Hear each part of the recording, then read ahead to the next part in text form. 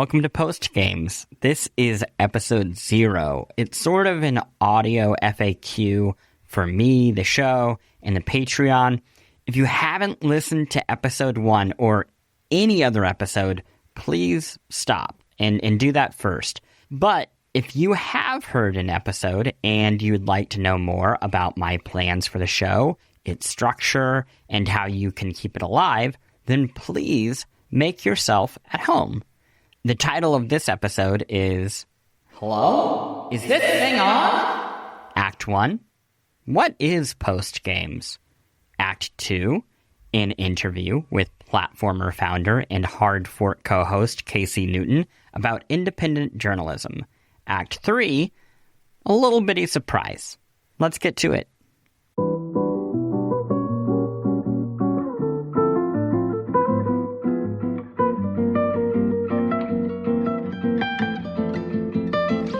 Act 1. What is Post Games? Post Games is a listener-supported podcast about why and how we love video games. Each week, your host, Chris Plant, that's me, reports on a new, overlooked, and underappreciated topic in gaming culture. Where did all those new porn games come from? What is it like to be the AI that destroys the world? And everyone should already have access to this one, the pilot.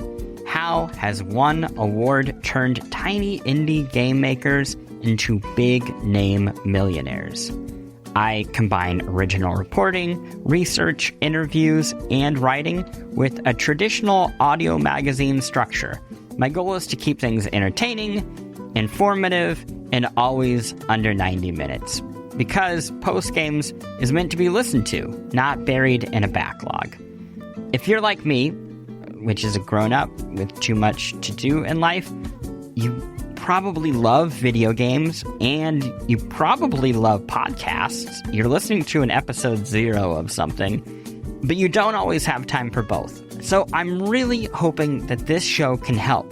I want the time you do spend with games to be richer. And I also don't want to wear out my own welcome. So, what do you get as a Patreon supporter? The show is available for free on all podcast platforms. But, I'm just being very real, it can't exist without Patreon support. The publication is my full-time job, and I hope it shows in the work that goes into the episodes each week. Patrons keep this publication open. Though I'm not expecting charity. This is, as I said, a job, and you are my boss or client, something like that. You know what I mean. I just want everyone who supports Post Games to get extra cool stuff.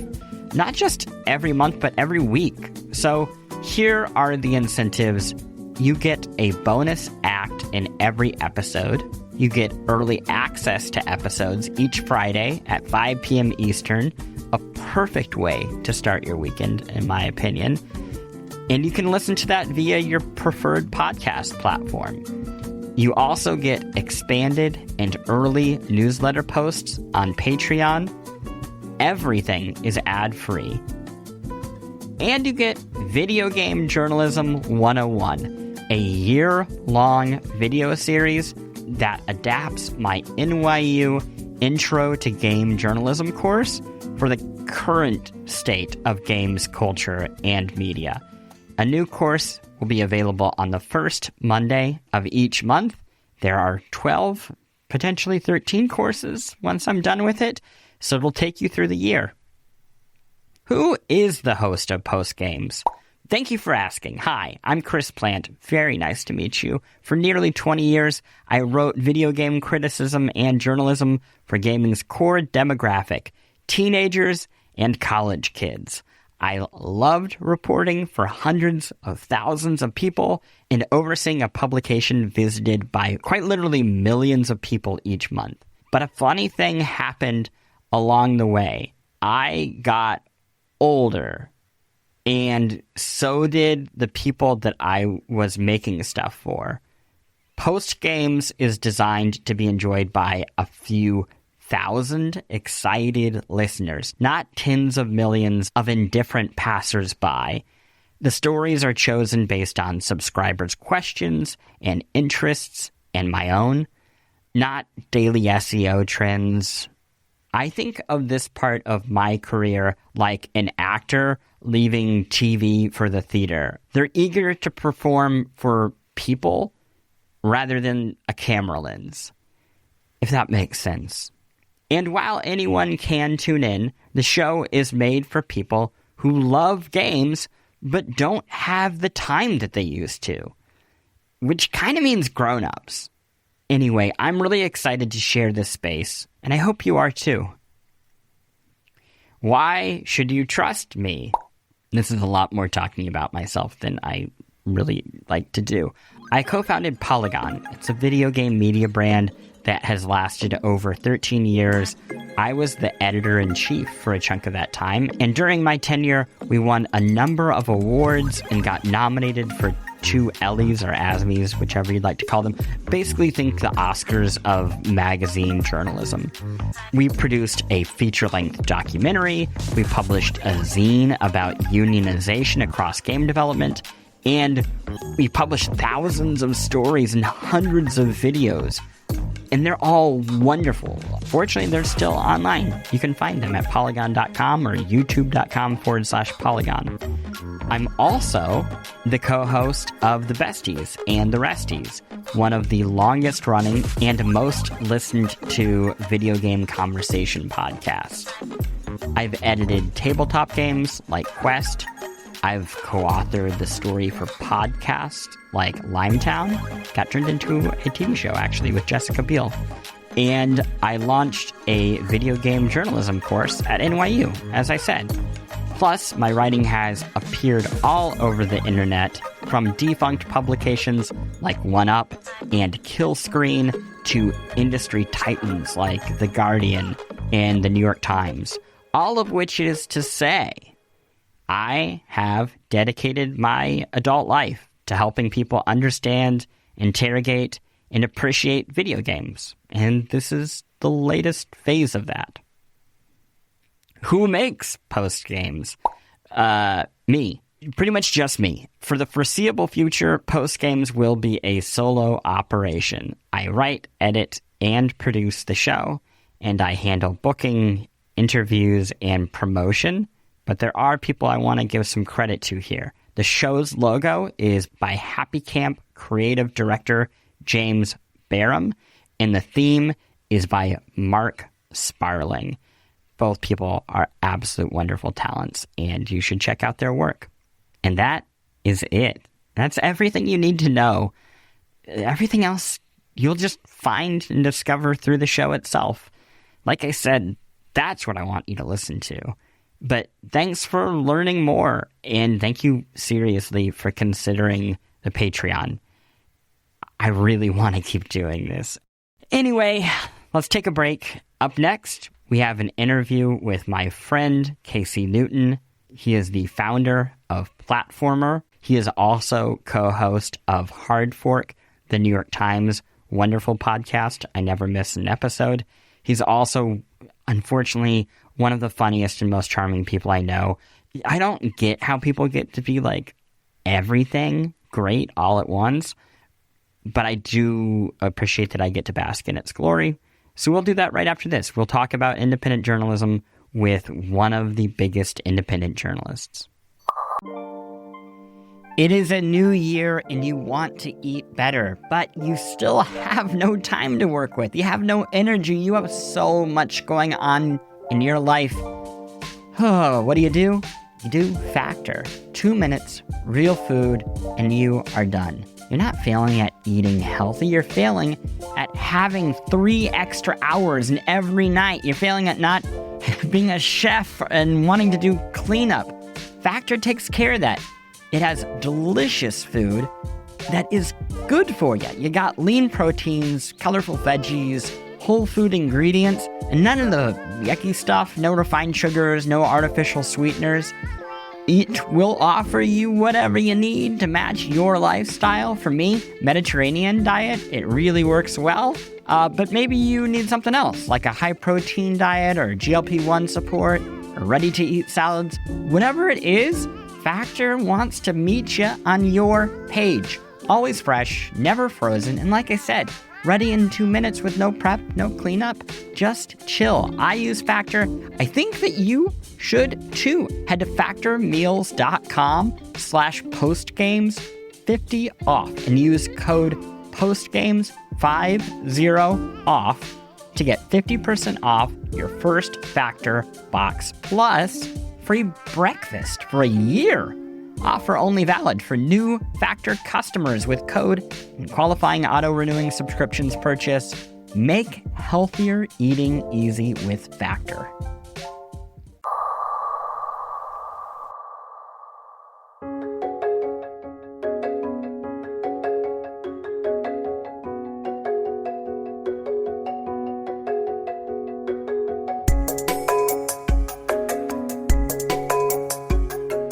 Casey, can you tell me what independent journalism is? Independent journalism is a way to create a sustainable path forward for journalism during a turbulent time, to do it on your own terms, and to capture all of the damn value you're creating. That's what independent journalism means to me.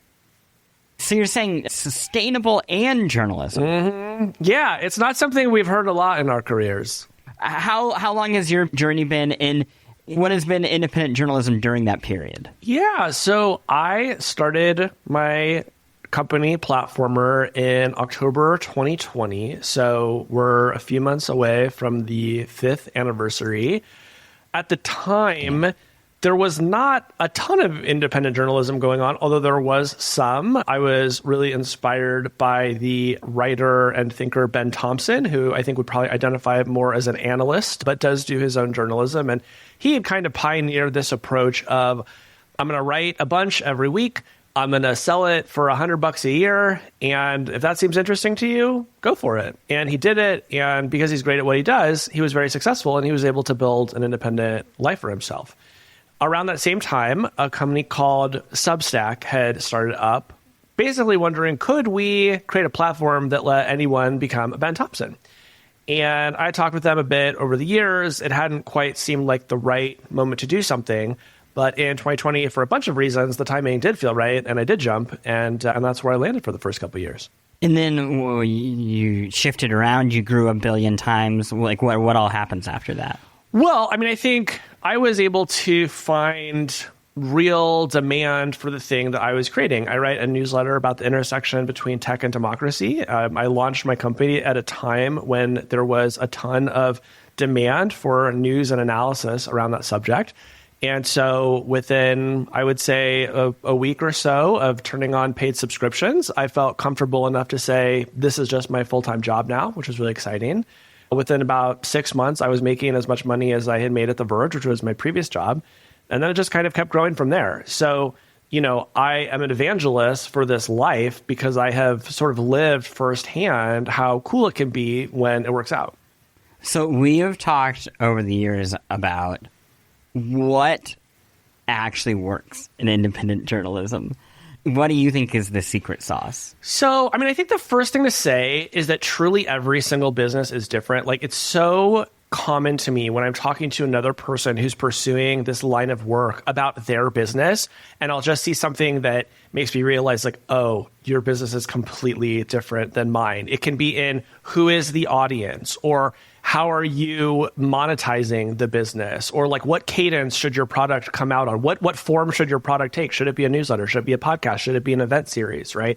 So all of these things are really different, but I think that what they have in common is that they require journalists to design products, which is not something that we get a lot of training to do, you know, when we're sort of slaving away in the content mines. I think from the outside, you may look at a lot of independent journalism and think these people are effectively just creating cults of personality. You know, it's like they have a parasocial relationship with you, and so they're just lining up at the door to give you $10 a month. I do think that is that is a real audience. Like that is a thing that happens.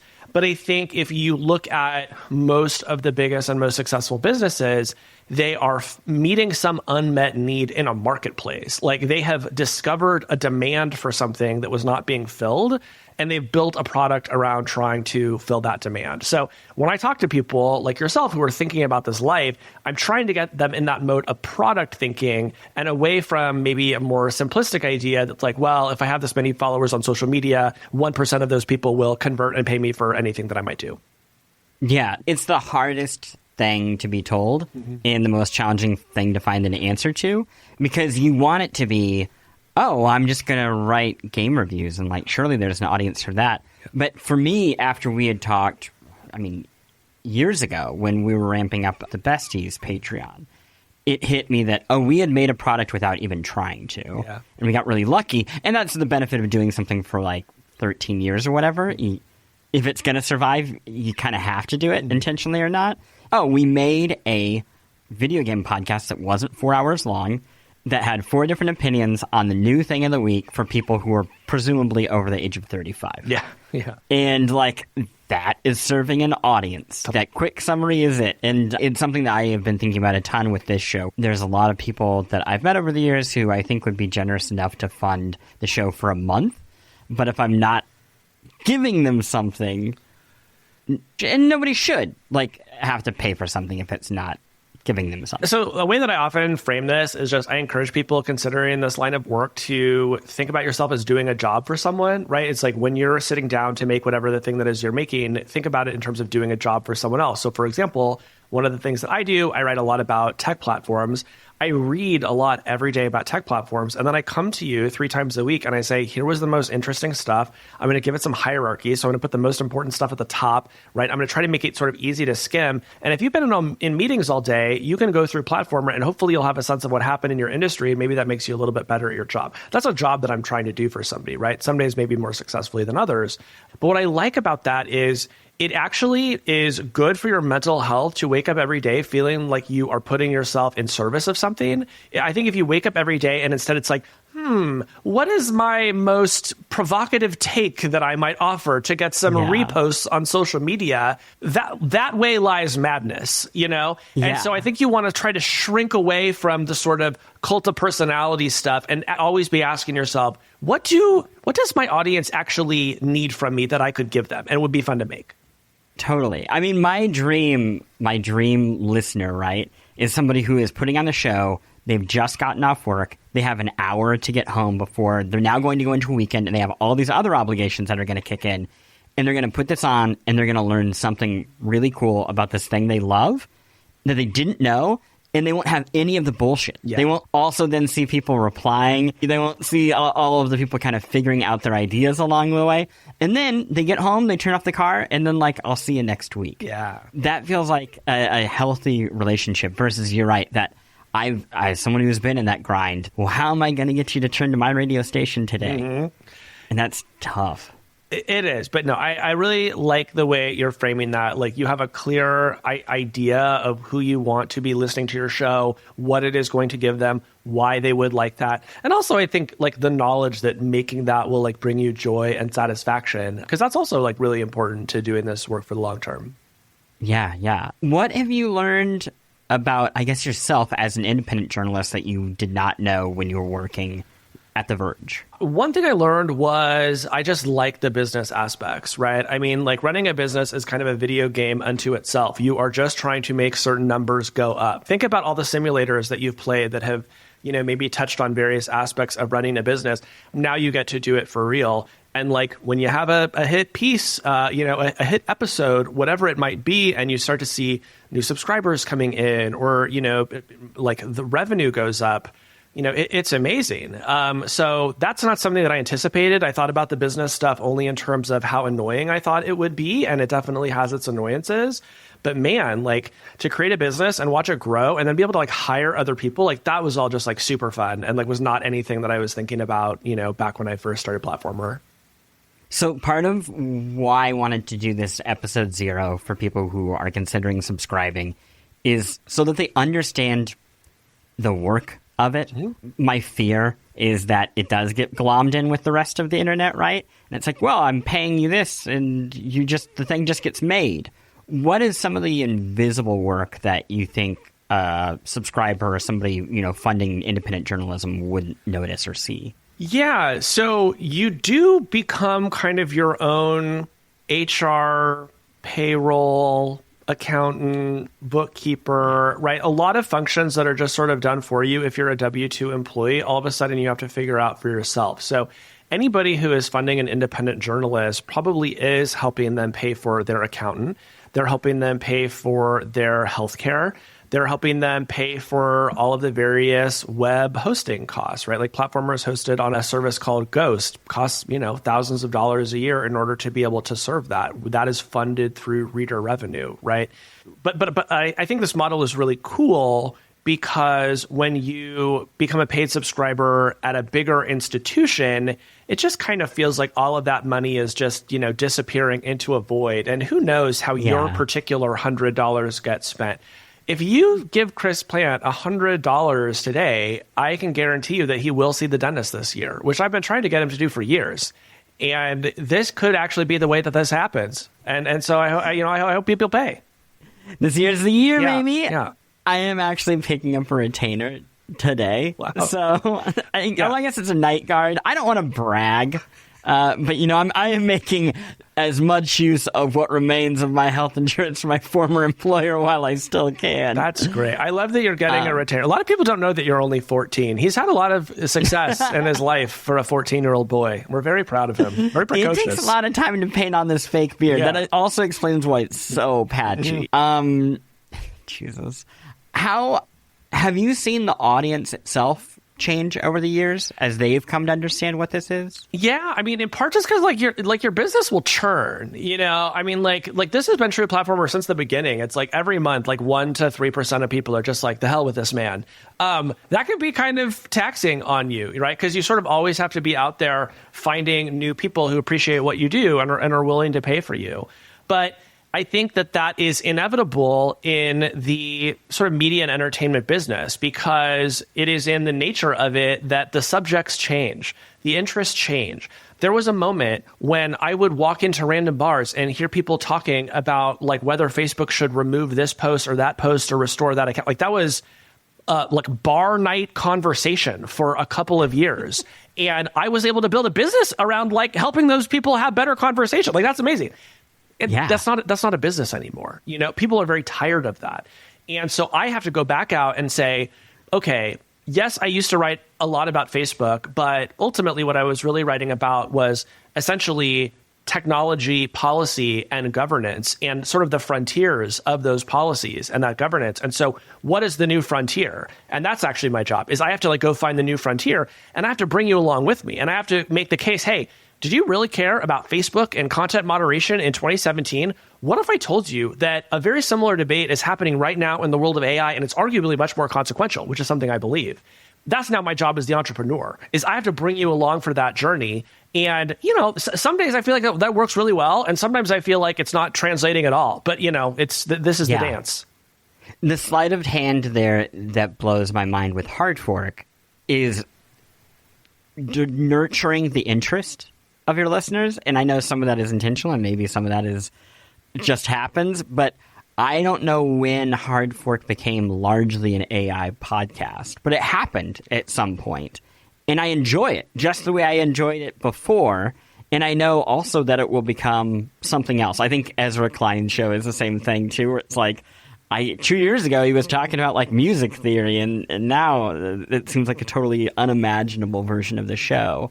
But yeah, you do have to evolve, and you have to evolve the audience with you. Yeah, I mean, think about, any set of friends that you have that you see all the time. Like, maybe there's some group of friends that's always having the same conversation. Like, maybe if you play Dungeons and Dragons, like, the conversation is always about D&D at every, like, single meeting. That makes sense. But I think most groups of friends, when you're getting together, it's like, if you went back 2 years, you would not be talking about the same set of things, right? And so, like, our media products have to reflect that. Oh, I'm so glad you finally brought it back to games. I think I wasn't going to be able to make it much longer. I mean, let's talk about that to kind of wrap things up.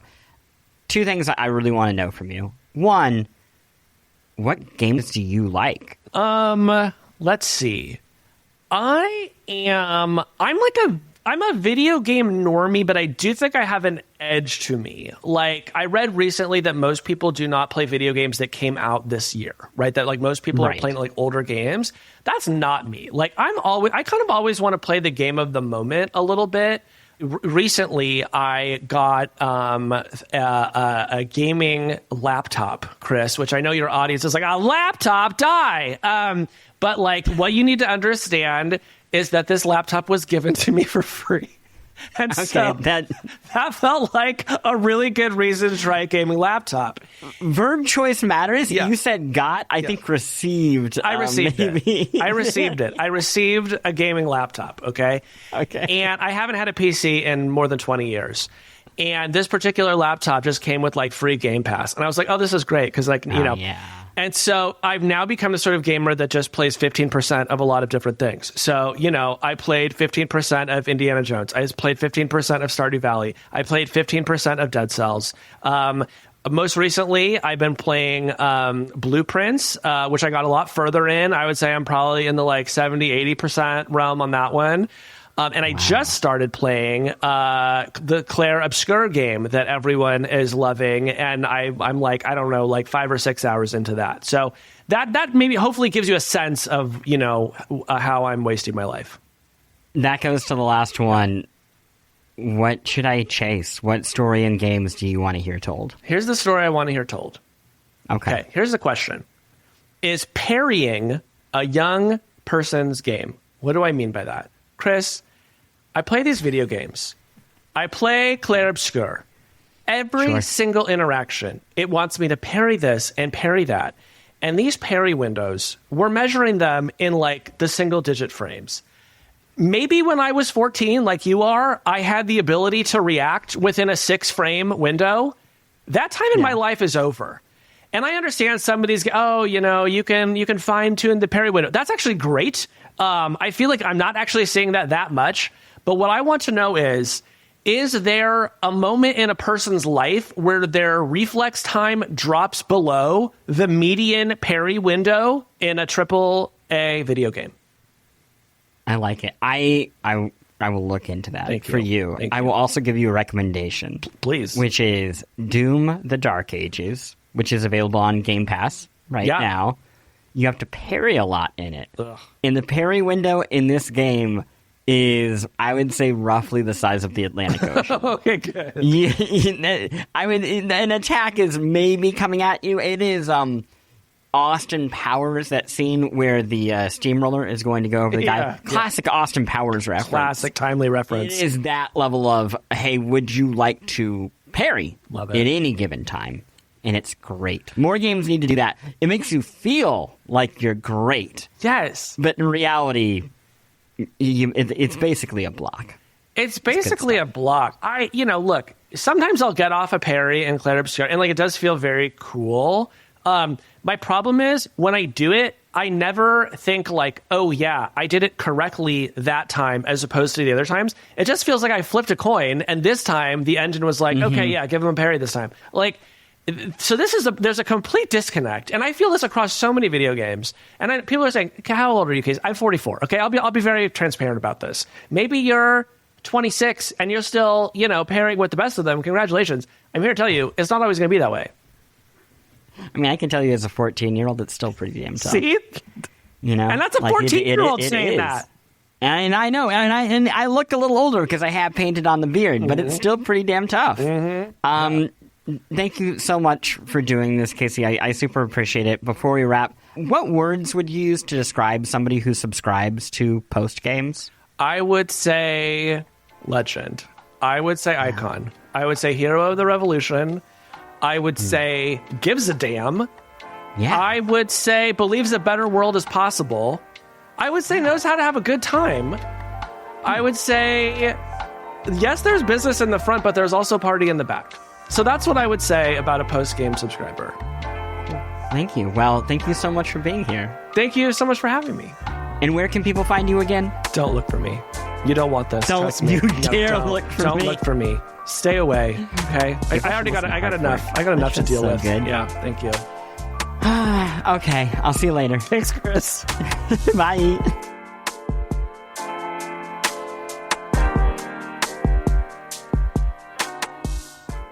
And that is episode 0. Thank you so much to Casey Newton for telling us all about independent journalism. Thank you so much for listening and wanting to know more about the show.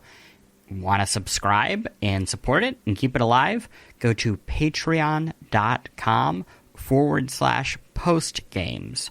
It's $5 a month, basically $50 a year if you want to do the annual version. That makes it $4.20 a month, and just saying. And what else? You can subscribe to the newsletter at post.games. I said that there'd be a special treat here at the end, and I want to keep to that promise, so I have my outro music, which any other time you're going to hear it from now on, I'll be talking over, but it's so good. It was created by Mark Sparling, who you probably know from games like Shantae, Cursed to Golf, and my personal favorite, A Short Hike. And now you can listen to it crystal clear without my voice yammering on over it. I hope you have a wonderful week, and we'll see you next time.